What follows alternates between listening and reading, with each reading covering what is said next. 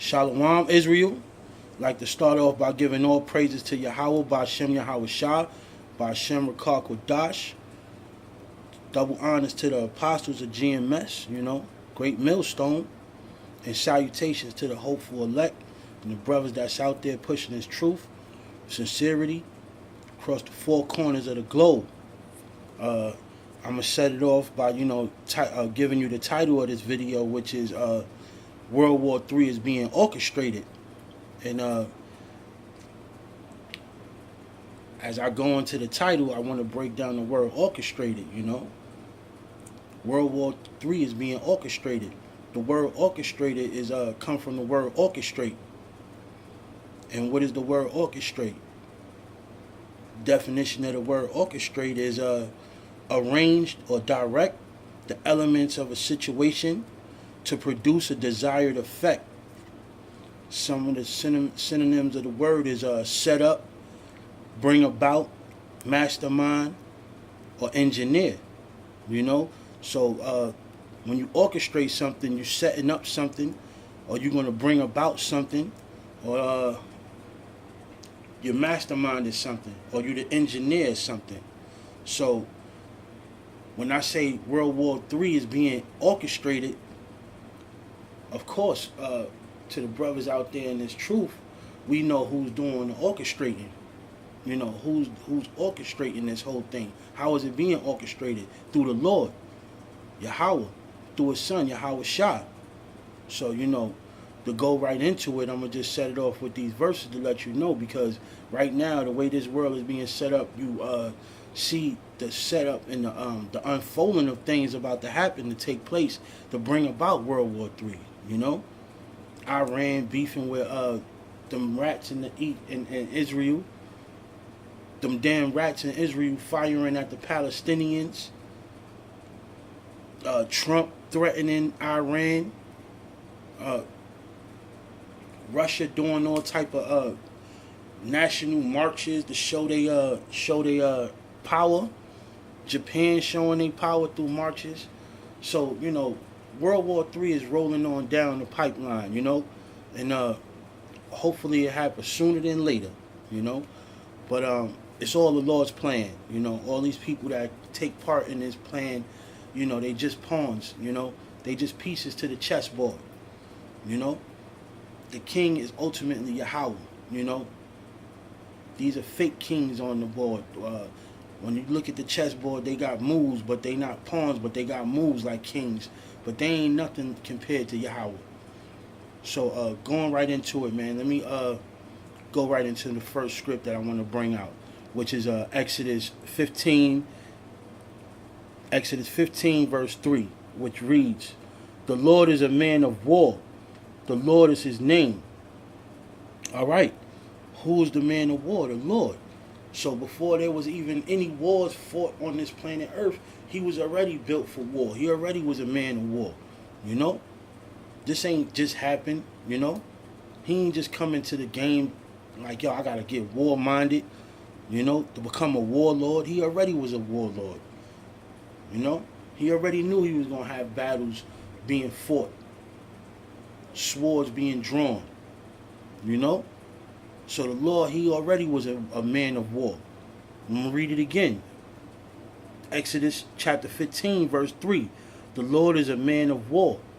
Yahweh is his name. What does the word Yahweh mean? Power.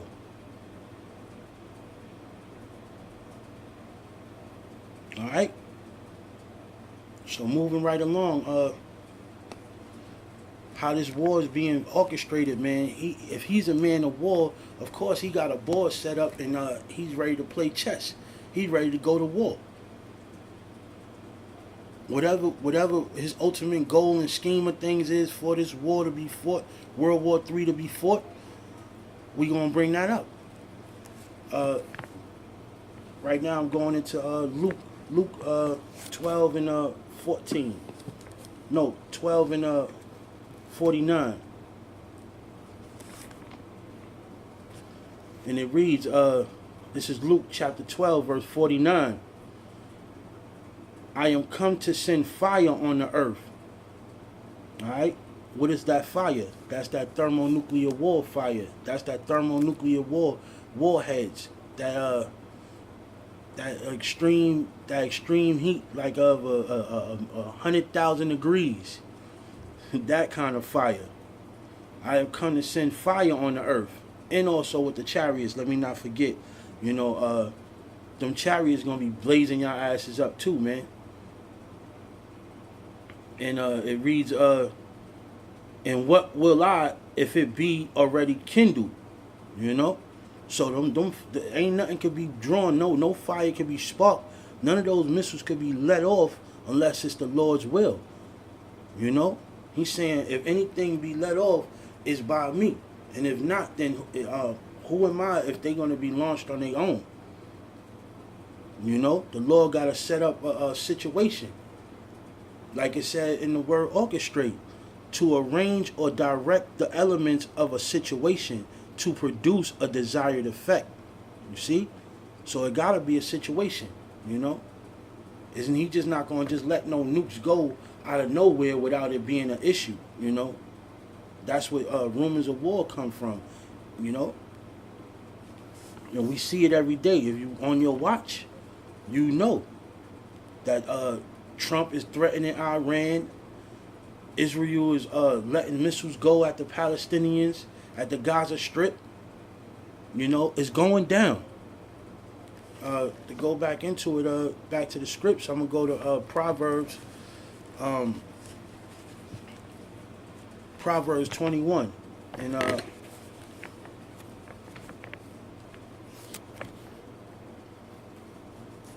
Proverbs chapter 21, verse 1. And it reads, the king's heart, this is Proverbs chapter 21, verse 1. The king's heart is in the hand of the Lord. As the rivers of water, he turneth it whithersoever he will. All right, then the hearts of the kings is in the Lord's hand. All right, he could turn it whatever way, whithersoever he want. You know, if he want, he could set it off tomorrow. You know, the Gaza Strip could be the beginning of it, or whatever. Japan could let something go. You know, it could just go on at the blink of an eye, man. You know, it's the Lord's will. We just waiting and you know, praying that the Lord do it sooner than later. You know, but at the end of the day, it's in His hands, man. He's orchestrating this whole situation. You know. So to go on, I don't want this to go too long. You know, I ain't the type that is equipped to make hour-long or 30, 40, 50-minute videos. I'm going to keep it nice and simple, bro. You know, hopefully the Akim understand what I mean when I say World War III is being orchestrated. But moving right along, man, Proverbs, next script is Proverbs 20 and verse 20, chapter 20, verse 24, where it reads, man's goings are of the Lord. How can a man then understand his own way? You know, so there you go. You know, a man's going is of the Lord, man. So when they wake up in the day, situations happen, even while we not getting the news yet. You know, everybody can't watch the news 24/7. You know, you got 1010 Wins that produces the news every 10 minutes on the hour, or however that works. But we as men, we don't sit at the news 24 hours a day to be able to observe what goes on in the world. But a man's going is of the Lord, man. So when things can happen overnight, you know, somebody could press the button overnight. They do that mostly at nighttime on the other side of the world. Things happen and we hear about it throughout the night or the next morning, whatever, you know. But their own ways is not of their own ways. That's the Lord doing that. The Lord put it on their heart to set something up, you know, or launch a couple of missiles, or kill a couple of rebels or whatever, or make a decision to sanction other countries for the actions that they doing, whatever they doing. The Lord is putting that on them to do that. You know, a man's going is of the Lord. Let me read that again. Proverbs chapter 20, verse 24 says, man's going are of the Lord. How can a man then understand his own way? You know? So even when people make these decisions, they don't even realize it, that they made that decision ultimately because the Lord put it in their mind to make that decision. When you wake up in the morning, you think you're gonna wear a certain a certain garment or a certain piece of clothing. The Lord might change your whole spirit on that, and you wear something else. Last minute, you might, before you walk out the door, you change your clothes. You know. So know that a man's going is of the Lord, man. So all these people that's in high positions in certain governments, they not doing nothing that the Lord didn't put in their mind to do. All right. Moving right along, I'm gonna go into Pop and bring out a script, which is Sirach, chapter 39, verse 28, which reads, there be spirits that are created for vengeance, which in their fury lay on sore strokes. And what are those spirits? Those are the spirits that the Lord bring out, them death angels, man. You know? Those spirits might be in soldiers. Those spirits might be in the elect. Those spirits might be in the air. You know? You got our angels up top, the mighty ones. They spirits too, man. Those mighty ones might come down and do some damage in the middle of war, man. Ain't no might. They will. They will. That's what these governments be setting up their military for too, man. They know that the Lord coming back with World War III too, with his chariots and his mighty ones and his elect. So they trying to set up for those damn those chariots. They trying to set up for the mighty ones themselves, because they don't necessarily have to move through the chariot, but they spirits, man. And the elect is spirits. You know? And this verse is reading, is bringing out the whole fact about the spirits, man. And as it reads, it says, there be spirits that are created for vengeance. Whose vengeance? The Lord's vengeance, which is in their fury lay on sore strokes. In the time of destruction, they pour out their force and appease the wrath of him that made them. Him that made them is Yahweh.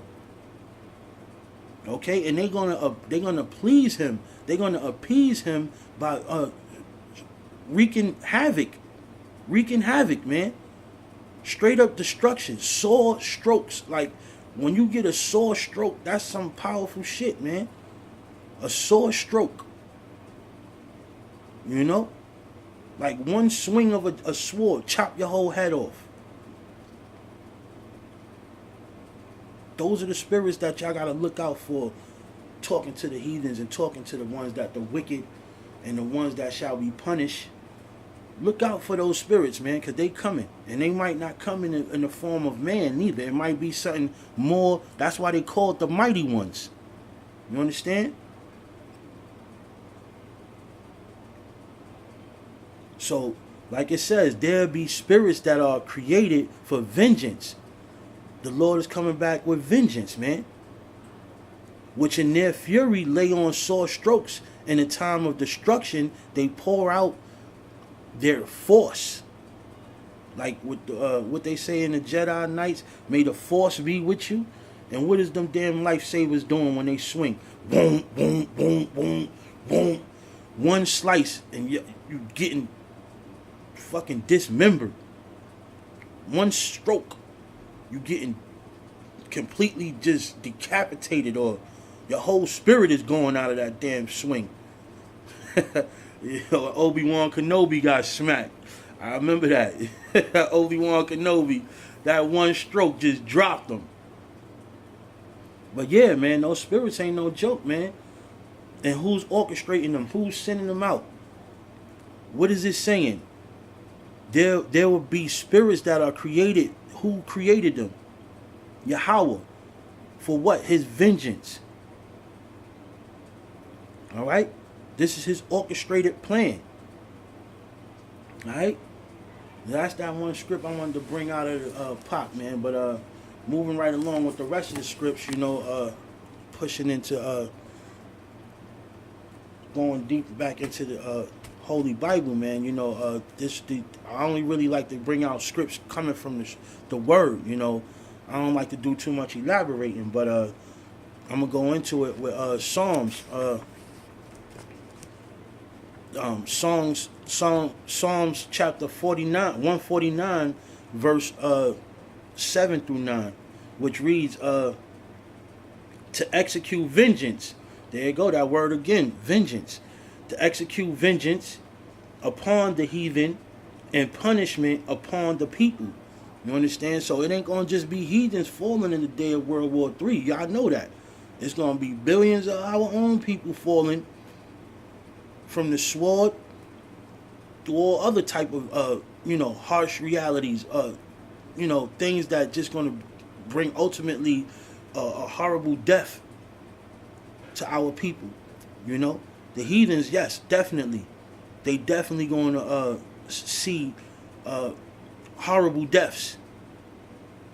That's what that's about, man. If you get hit with the nuke, your mouth, your tongue could cleave onto your damn mouth, melt to the top of your tongue. To the top of your gums. Your skin burning off of you. You're going to see nuclear holocaust where the radiation take your ass out. Slow deaths. Getting burnt from the inside out. You never know what kind of power these mighty ones coming with, man. And the chariots, man. You might die of a damn heart attack because you see a damn being that you never seen before. Interdimensional beings, man.